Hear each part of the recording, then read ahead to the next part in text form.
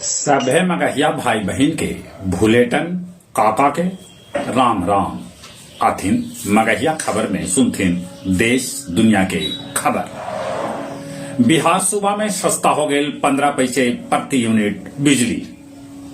प्रधानमंत्री नरेंद्र मोदी आज बिहार के औरंगाबाद और बेगूसराय में एक दिवसीय दौरा करतन। बिहार विधान मंडल के बजट सत्र अनिश्चित काल लेल स्थगित कर देवल गए।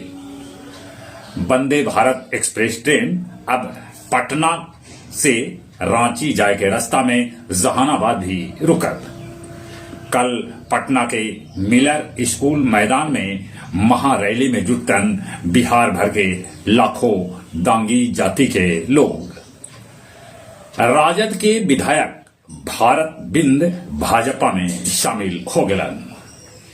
गांधी मैदान पटना में राजद के जन विश्वास महारैली लेल तैयारी चल रहा है। ये रैली 3 तारीख इतवार के पटना गांधी मैदान में आयोजित हुए। पेटीएम पेमेंट बैंक के साथ समझौता खत्म कर दिलक।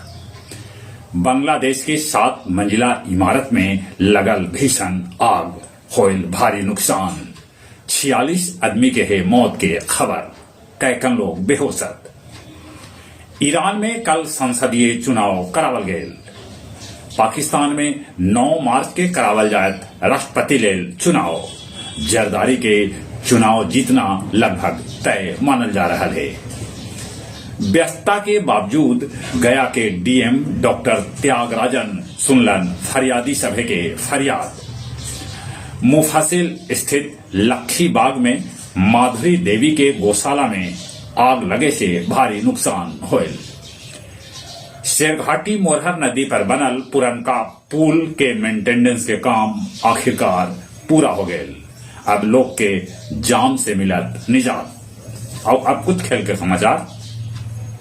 रणजी ट्रॉफी के पहला सेमीफाइनल आज मुंबई और तमिलनाडु के बीच खेला जाए। न्यूजीलैंड ऑस्ट्रेलिया के साथ पहलका टेस्ट में वापसी कैलक।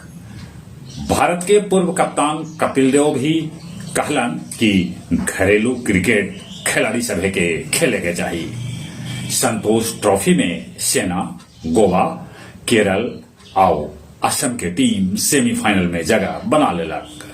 जहां तक मौसम के सवाल है, मौसम विभाग सूचना दिल का है कि आज से मौसम के मिजाज गड़बड़ा सका है। 2-3 दिन बूंदा बूंदी हो सका है। पानी चलित एक बार फिर से अपने सभे के भूलेटन काका के राम राम।